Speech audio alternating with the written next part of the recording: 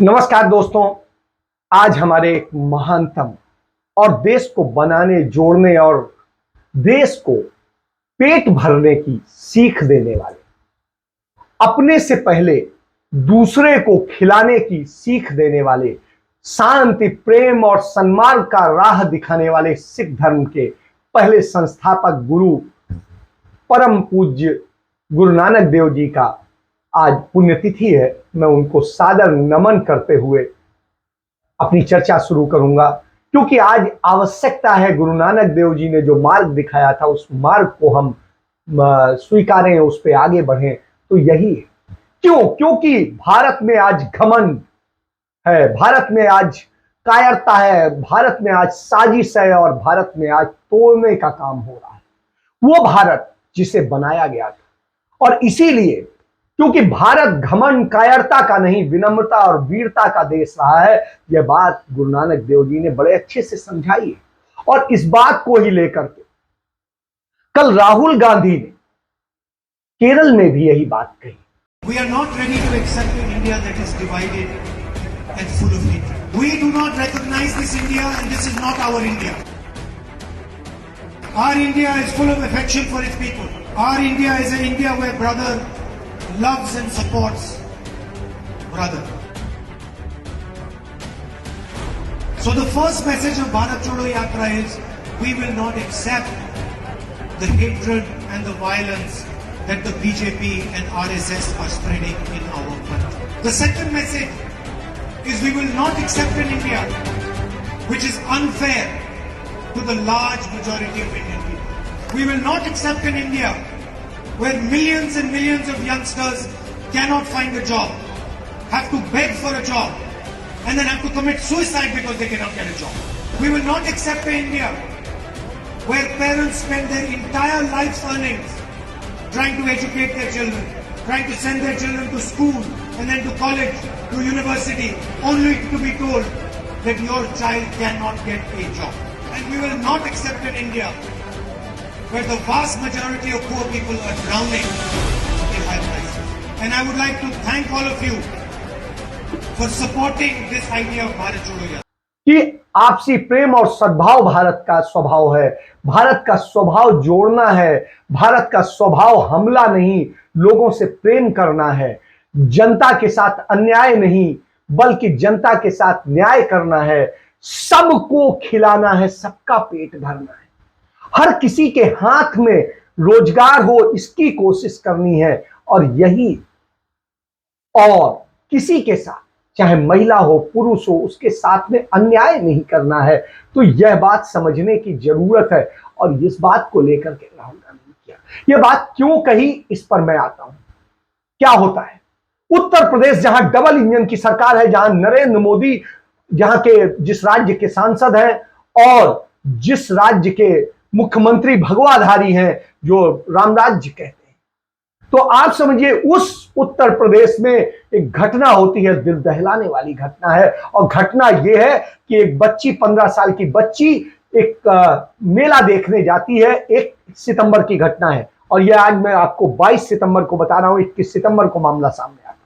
तो आप समझिए कि वो जाती है और वहां से जब लौट रही होती है तो उसे 5 लड़के, जिनमें 3 हिंदू हैं, नाम भी बता देता हूं, एक कपिल है, एक नितिन है, एक अजय है, एक नौसे अली है और एक इमरान, ये उस बच्ची को उठा लेते हैं, अगवा कर लेते हैं और ले जाते हैं और उसके साथ सैदपुर के खादर के जंगलों में उसके साथ में सामूहिक बलात्कार करते हैं। आप समझिए, और स्थिति है भोजपुर थाना क्षेत्र का मामला है और उस बच्ची के साथ में ये होता है। और उसके बाद में वो बच्ची किसी तरह भागने की कोशिश करती है, निर्वस्त्र वो भागती है और भागती है सड़क पर 2 किलोमीटर तक। ये लड़के उसको दौड़ाते हैं, पीछा करते हैं, लेकिन वो भागती जाती है, शोर मचाती जाती है और अंत में वो, और इसका पूरा वीडियो सामने आ गया, इसके बावजूद पुलिस उन्हें बचाने में जुटी। ये वैसी ही घटना है जैसे हाथरस के आरोपियों को बचाने में जुटी हुई थी यहाँ की पुलिस, और पुलिस इतना बचाने में इसी तरीके से प्रयागराज में बचाने में जुटी हुई थी। इसी तरह उन्नाव में जो भाजपा के विधायक ने कुकृत्य किया था उन्हें बचाने में लगी थी। इसी तरीके से उसने पूर्व केंद्रीय गृह राज्य मंत्री चिन्मयानंद को बचाने की कोशिश की। तो ये सारी चीजें तो बलात्कारियों को बचाने के लिए वो सब कुछ करती है। शाहजहांपुर में हो, उरई में हो, प्रयागराज में हो, वाराणसी में हो, कहीं पे भी, किसी भी आप प्रतापगढ़ में हो, बांदा में हो, कानपुर में हो, तो हर जगह इस तरह की घटनाएं हुई। सर्व पैदा करती, क्योंकि यह वही राज्य है जहां राम भी हुए, कृष्ण भी हुए और शिव भी हुए। हिंदू धर्म के सबसे बड़े पुरोधा वहीं से, और उसके बाद ये स्थिति। तो क्या राम राज्य आप बना रहे हैं, ये देखें। इसके बाद में दूसरी बात करता हूं कि सामाजिक असमानता हो गई है, और सामाजिक आर्थिक असमानता यह है कि भारत में जो 1990 में 1% अमीरों के पास में 11% आय हुआ करती थी, वो बढ़ के आज क्या स्थिति हो गई है कि आज उन्हीं 1% के पास में देश का 57% आय पर कब्जा हो गया। उसी 1% जो 1990 में 1% के पास 11% आय का हिस्सेदारी थी, आज उसके पास में 57%। तो आप समझिए कि क्या स्थिति। और नरेंद्र मोदी की बात करें, यदि उसकी कि कहते हैं कि 18 घंटे काम करते हैं, तो साहब 18 घंटे की मेहनत का उनका नतीजा यह है कि भारत की 50% आबादी को देश का की 13% आय पर ही समेट दिया है। पूरे देश की आबादी 50% आबादी 13% पर समेट। तो यह समझिए। इसके बाद में आप देखिए, अपने आप को विश्व गुरु बनाने की बात करते हैं तो, और चीन से बार बार बात करते हैं तो चीन से ही तुलना कर देते हैं। चीन में जो आबादी है वो 1446 मिलियन है, और भारत में 1400 मिलियन है। और एडल्ट पॉपुलेशन जिसे कहते हैं, बालिग आबादी जो है, वो भारत में 916 मिलियन है और चीन में 1111 मिलियन है। और उसके बाद जीडीपी की स्थिति यह है कि एडल्ट की जीडीपी जो है, बालिग की जीडीपी है, वो 3465 रुपया है भारत में, और वहां है 15,765। तो आप ये समझिए। इसके बाद में ये डॉलर्स में है, और इसके बाद में स्थिति ये है कि मैन वेल्थ जो है, जो आदमियों की है, वो एडल्ट्स की है भारत में 15,535, और वहां पर है 76,639। और इसके बाद मीडियम वेल्थ जो है वो है 3,435 भारत में है, वहां 28,258 है।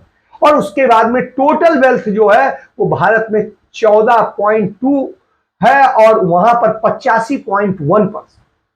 तो यह स्थिति। और मिलेनियर्स की स्थिति यह है कि थाउजेंड्स की में कि 796 मिलेनियर्स हैं भारत में, और वहां 6,190। तो आप समझ सकते हैं कि यह भारत बना दिया है नरेंद्र। और ऐसा नहीं है, 1990 तक भारत और चाइना लगभग बराबर स्तर पे, उसकी ये स्थिति। तो ये बर्बादी हुई है इन दौरान। जो एक सुधारा था मनमोहन सिंह सरकार में, वो बर्बादी में आ गया। आप इसके बाद आ जाइए। समरकंद गए थे एससीओ मीटिंग के लिए हमारे प्रधानमंत्री को, कहा चीन को झुका दिया, और पाकिस्तान को किनारे कर दिया, और इसको ये कर दिया, और उसको वो कर दिया, और व्लादिमीर पुतिन को हमने जाने क्या बोल दिया। तो साहब पुतिन से कह के आए थे, भाई लड़ो मत, सस्ता तेल बेचो, हथियार बेचो, धंधा करो, देश गया बाहर। पुतिन ने रूस पहुंच के क्या किया, कहा कि नहीं, अब हमें लड़ाई और तेज करनी है। 3 लाख रिजर्व फौजियों की भर्ती का ऐलान कर दिया। मोदी जी का मुगालता टूट गया। और आज के अखबार भारत के क्या कह रहे हैं कि फ्रांस का राष्ट्रपति बड़ी बड़ाई कर रहा है, मोदी के गुणगान कर रहा है, ये कर रहा है। उसने चंद शब्द कहे और यहां पे गुणगान हो गया। तो समझिए आप, सही बात थी कि युद्ध रुकना चाहिए, ये सभी कह रहे थे, नरेंद्र मोदी ने भी कहा, लेकिन मीडिया है भारत का विश्वगुरु बनाना, तो पुतिन ने यह कर दिया। अब वैश्विक मंदी बढ़ी रही है, उधर रूस यूक्रेन के बहाने बड़ी जंग का खतरा पैदा हो गया है। एटमी हथियारों का जिस तरीके से निर्माण हो रहा है, उससे अब लग रहा है कि एक बड़ा युद्ध की तैयारी हो रही है, और सारी चीजें, नतीजा रूस छोड़कर लोग फिनलैंड की सरहद से भाग रहे हैं। 35-35 किलोमीटर का लंबा जाम लगा हुआ है। तो आप समझिए। अब इसके बाद आ जाइए, भारत की बेरोजगारी की स्थिति क्या है। तो विश्वगुरु तो हम यूं बन गए, अब इसके बाद बेरोजगारी की स्थिति देख लीजिए। बेरोजगारी हमारे देश में दुनिया में सबसे ज्यादा है। हमारे यहां 80 करोड़ बेरोजगार युवा खड़े हुए।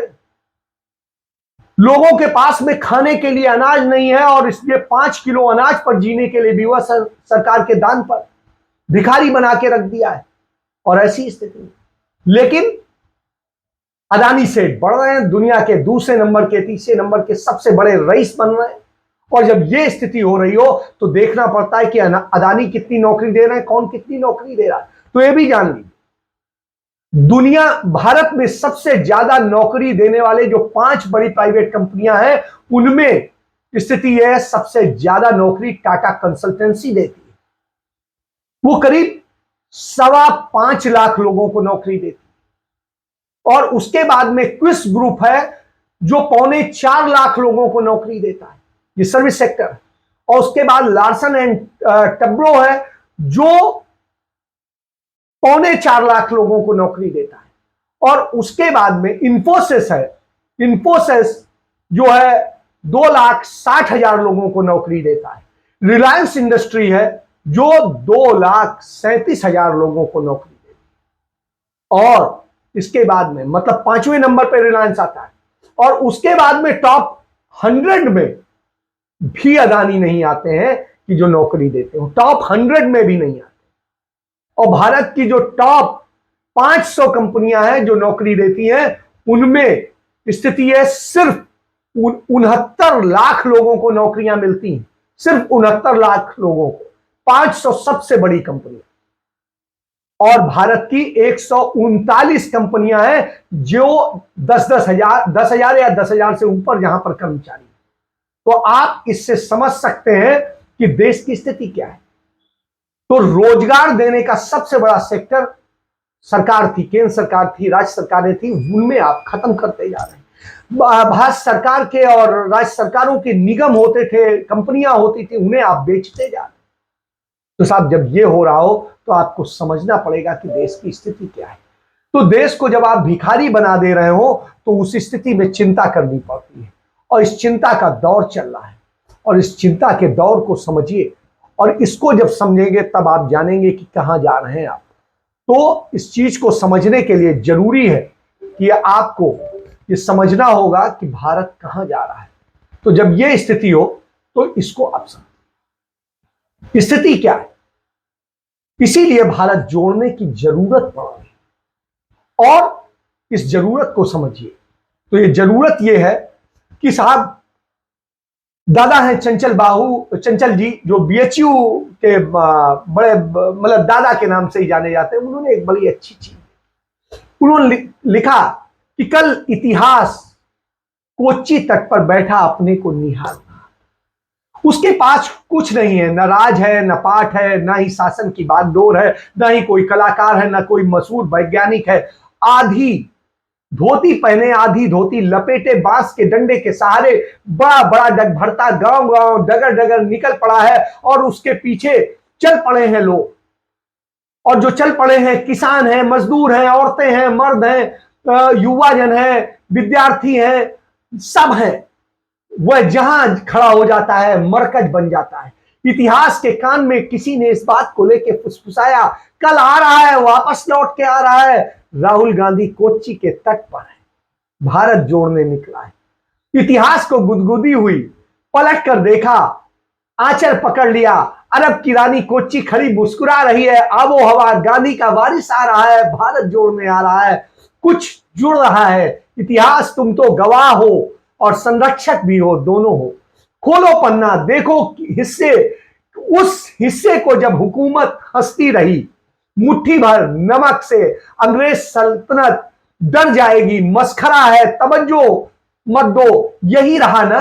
बोलो इतिहास, आज तुम्हारे अपने सीने पर लिखा है। विदूषक तो वह हुकूमत थी जिसने फकीर को मस्खरा कहा था। आज वही फकीर उसके अपने दरवाजे पर खड़ा मुस्कुरा रहा है। हुकूमत के बच्चे अलसुबह उठकर उस फकीर के पांव पर फूल चढ़ाते हैं, अरब की रानी कोचीन यह हमें क्यों सुना रही हो? तो जब यह बात होती है कि हमें क्यों सुना रही हो, तो तटस्थ होकर चलना हमारी नियत है कोच्चि। आज समझिए, सुनो इतिहास, आज हम दोनों फिर एक पन्ना दर्ज करें। आ रहा है उसी फकीर का एक वारिस, राहुल गांधी, भारत जो। हम और हमारे हिस्से में तो केवल इतना आएगा कि आए थे राहुल गांधी इस तट पर। तुम तो बहुत कुछ लिखोगे, बहुत कुछ सुनता आ रहा है, बहुत कुछ देखता खड़ा हूं। निश्चल मन का पथिक है, चला है जोड़ने देश को, हुकूमत हंस रही है, क्या टूटा है जो जोड़ेगा। यह साजिश की भाषा है, भटकाव का खेल है। 70 साल में जिसे जोड़ा गया था उसे तोड़ा गया है। विविधता हमारा सौंदर्य है, उसे एक धागे में पिरोया गया था, उसे इस हुकूमत ने तोड़ा है। एक मजहब दूसरे मजहब से टकरा रहा है, दूरियां बढ़ी हैं, नफरत की हद तक यह नहीं टूटा है। हमारे उत्सव टूटे हैं, भाषा बिखरी है, लैंगिक विभाजन की खाई गहरी हुई है। पिछले 8 साल में बनाया क्या है, बिगड़ा कितना है? तुमने बेचने और बिगाड़ने के अलावा किया क्या है? मोदी से सवाल करता है। इतिहास हंस रहे हो, बोलते क्यों नहीं? अंग्रेजों ने यही तो किया था कि सब कुछ तोड़कर हमें लंकाशायर के चमकीले लिबास पहनाकर लूटा था। तब उठा था फकीर और जोड़ दिया था पूरे देश को, भारत को। दर्ज करो, देखो कौन कितना टूटा है और आज यह किस तरह जुड़ रहा है। सामने है कोच्चि के तट पर लाख से अधिक का जन सैलाब है। मजहब, उम्र, पेशा, ऊंच नीच, अछूत, सबकी दूरी मिट गई है। हिंदू मुस्लिम की दूरी मिट गई है, एक दूसरे के साथ खड़े हैं। मलयालम, मगधी, पंजाबी, बंगाली सब गड्ढमड्ढ हो रहा है। जोड़ना इसी को कहते हैं। इतिहास, तुम तो प्रज्ञा चक्षु हो, सब कुछ देखकर सुन सकते हो, तो सुनो और यह बताओ कि दिल्ली में क्या हो रहा है। इतिहास हंस दिया। कोच्चि, तुमने तो हमें खोला है कई बार, उस पन्ने को देखा है जब लॉर्ड माउंटबेटन भारत की मुस्तकबिल का फैसला कर रहा था। उसकी कलम बार बार रुक जाती थी। लॉर्ड बेचैन था, बापू कब लौटेंगे। नो खली से बापू न कांग्रेस का सदर था, न किसी उत्तेजक भीड़ का नेता। एक अकेला तन्हा बापू था, लेकिन एक छोटा सा नुक्ता लगा था बापू के साथ। वह सबका था, सब उसके थे। यही राहुल गांधी के साथ हो रहा है, वह सबका है और सब उसके। इतिहास चौंका। भीड़ में खड़ा एक बुढ़ा अपने साथ आए बच्चे को ऊपर उठाना चाहता है, नहीं उठा पा रहा है। बगल में खड़ा यह छात्र अपनी फाइल बूढ़े की ओर बढ़ा देता है और बच्चे को उठाकर उसके कंधे पर खड़ा कर लिया। बच्चा जोर से चीखा, राहुल गांधी मुदच्चर, राहुल गांधी मुदच्चर, राहुल गांधी। आप समझिए, यानी राहुल गांधी जिंदाबाद, राहुल गांधी जिंदाबाद, यही है। इसको लेके हमारे मित्र पत्रकार हैं दीपक असीम, उन्होंने बड़ा अच्छा बताया है। वो पदयात्रा में लगातार साथ है, तो उन्होंने कहा कि अब पदयात्रा की जो शाखाएं निकलने लगी हैं, असम और उड़ीसा से पदयात्रा शुरू करने का कांग्रेस ने ऐलान भर दिया है। कन्याकुमारी से जो यात्रा शुरू हुई, केरल के कोच्चि पहुंचते पहुंचते उसका दम भर आया है और उसने खुशी से इतने हौसले बढ़ा दिए हैं कि जयराम रमेश ने घोषणा कर दी कि असम से भारत जोड़ो यात्रा शुरू की जा रही है, उड़ीसा से भारत जोड़ो यात्रा शुरू की जा रही है। और यह जो पदयात्रा शुरू की जा रही है, अब लगता है इसका फैलाव पूरे देश में होगा। असम के घुबरी से सादिया जिले तक 800 किलोमीटर की दूरी में भारत जोड़ो यात्रा होगी। और उसके बाद जो है यह यात्रा, भारत जोड़ो यात्रा नवंबर में शुरू हो रही है और फिर उड़ीसा से भुवनेश्वर में पदयात्रा 2300 किलोमीटर की परिक्रमा करेगी और पूरे उड़ीसा की परिक्रमा करके 2300 किलोमीटर की यह पदयात्रा भी भारत जोड़ो यात्रा का अंग होगी। और उसी तरह उत्साही कांग्रेसी अपने इलाकों में छोटी छोटी यात्राएं निकाल रहे हैं। कांग्रेस नेता प्रेमचंद गुड्डू और नीरा बैरासी ने सोमवार को सवेरा में छिपड़ा तक 25 किलोमीटर की पदयात्रा निकाली। कांग्रेस के अल्पसंख्यक विभाग के मध्य प्रदेश के प्रदेश अध्यक्ष शेख अलीम ने उज्जैन से पदयात्राएं निकाली और एक यात्रा राहुल गांधी की भी जीवन की यात्रा है। जैसे ऐसे पदयात्रा बढ़ रही है, राहुल गांधी की जो कहेंगे बॉडी लैंग्वेज है, देह भाषा है, वो लगातार बदल रही है। जो एक अनिच्छुक थे पूरी इससे कि किस तरीके से वो नहीं राजनीति में रहना चाहते हैं, राजनीति में कुटिल लोग हैं, राजनीति में तुच्छ लोग हैं, भ्रष्ट लोग हैं, ऐसे लोग हैं, ये चीज सोच के वो बार बार उनका मन उचटता था। आज देश का प्रेम देखकर, लोगों का उनसे जुड़ाव देखकर, लोगों का उनसे चिपटना देखकर वो भाव विभोर हो रहे हैं। और स्थिति ये है, सबको जोड़ लेना चाहते हैं, समा लेना चाहते हैं। और इसलिए अब उन्हें लग रहा है कि लोगों को जो उम्मीद है और लोग जितनी उम्मीद से उनकी तरफ देख रहे हैं, निश्चित रूप से उनकी जिम्मेदारी होती है। इसीलिए अब वो नहीं चाहते हैं कि कोई पद हो, कोई और हो, वो सिर्फ जोड़ना चाहते हैं और जोड़ने निकले। और यह पदयात्रा जोड़ने पे यह स्थिति होती कि जब पदयात्रा एक दिन की समाप्त होती है तो कहीं मंच लगता है, कहीं मिलना होता है, लोगों के साथ में चर्चा होती है, तो दूसरे लोग तो आराम फरमाते हैं, लेकिन राहुल गांधी उस समय भी लोगों को जोड़ रहे होते हैं, चर्चा करके, उनके सवालों का जवाब देकर और कैसे समाधान किया जाए उसको लेकर। तो आप समझिए, ये राहुल गांधी। और राहुल गांधी किस तरीके से करते हैं, कुशल वक्ता की तरह से जवाब देते हैं और भाषा की दूरियां मिटती जा रही हैं। उन्हें मलयालम नहीं आती, वो अंग्रेजी में बोलते हैं, लेकिन जो है व्यक्ति समझ लेता है और जान लेता है। ये वैसी स्थिति है जैसे एक बार गांधी और नेहरू तमिलनाडु में भाषण दे रहे थे और उस वक्त में एक किसान बड़ी तेजी से ताली बजा रहा था। एक बीबीसी के संवाददाता ने पूछा कि ये तुम ताली बजा रहे हो, कुछ समझ में आया? उसने कहा नेहरू जी बोल रहे हैं, गांधी जी बोल रहे हैं, तो जो बोल रहे हैं वो अच्छा ही बोल रहे होंगे, इसलिए ताली बजा रहा हूं, मेरी समझ में। मतलब आज सोचिए, वही विश्वास आज राहुल गांधी के साथ खड़ा हो गया है। और यह स्थिति होती है यात्रा की शुरुआत में, उनका बमुश्किल 1.5 से 2 मिनट का भाषण होता है और उसके बाद में यात्रा शुरू होती है और इसी तरीके से खत्म होती है।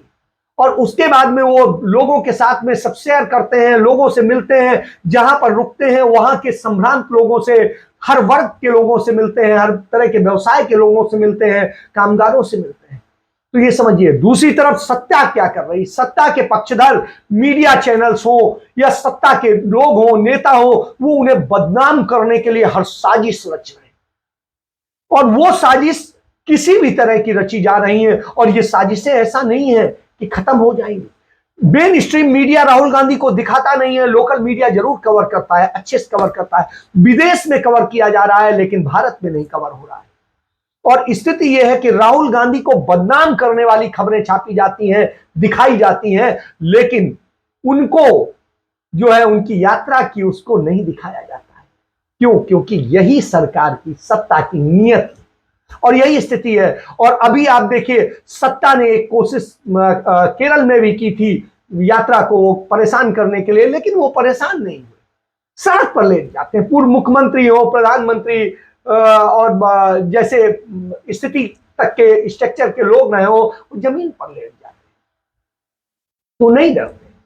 लेकिन कर्नाटक में जो साजिशें अभी रची जा रही, उससे लगता है कि वहां पर बवाल शुरू हो, उन्हें बदनाम किया जाए और असहमत को तिल का ताड़ बनाया जाएगा। आप देखिएगा, उसके बाद में ये सारी चीजें शुरू होंगी। और यही भारतीय जनता पार्टी का चरित्र है, यही नरेंद्र मोदी का चरित्र है, और यही तोड़ने की बात होती है, यही तोड़ना होता है। वही उन्होंने तोड़ा है, कहीं जात के नाम पे, कहीं धर्म के नाम पे, कहीं किसी नाम पे। जो ये तोड़ने का खेल है वही बर्बाद करता है। इसीलिए भारत जोड़ो यात्रा और जाति, धर्म, वर्ण से ऊपर उठकर सोचने की जरूरत है। और खासकर उत्तर भारत के युवाओं को अपना लक्ष्य और मंजिल तय करने की जरूरत है, वरना उनका भविष्य अनिश्चितता और बर्बादी में जाएगा। वह सदैव जिंदगी भर किसी न किसी का मोहताज रहेंगे। बेटियां इसी तरीके से सड़क पर द्रौपदी की तरह नग्न घूमेंगी और अब कोई कृष्ण बचाने नहीं आएगा। सही कहा था प्रियंका गांधी। द्रौपदी अब कोई कृष्ण नहीं आए, तो यह बात समझनी पड़ेगी, और यह जितनी जल्दी समझ ले उतना अच्छा है। इसलिए भारत जोड़िए, भारत तोड़िए, और यही काम राहुल गांधी कर रहे हैं। वो तोड़ने के लिए नहीं, पद पाने के लिए नहीं, कुछ और करने के लिए नहीं, जोड़ने के लिए कर रहे हैं। और इसीलिए राहुल गांधी को देख के अब तमाम दूसरे दल भी पद यात्राओं की प्लानिंग करने लगे हैं और उस पर सोचने लगे। तो आज यह राहुल गांधी, तो आज राहुल गांधी उसी अपने पुरखे महात्मा गांधी की राह पर चले हैं। तो अब सब अपनाने के लिए मजबूर होने लगे हैं, और अभी गुजरात में भी निकालने की प्लानिंग हो रही है।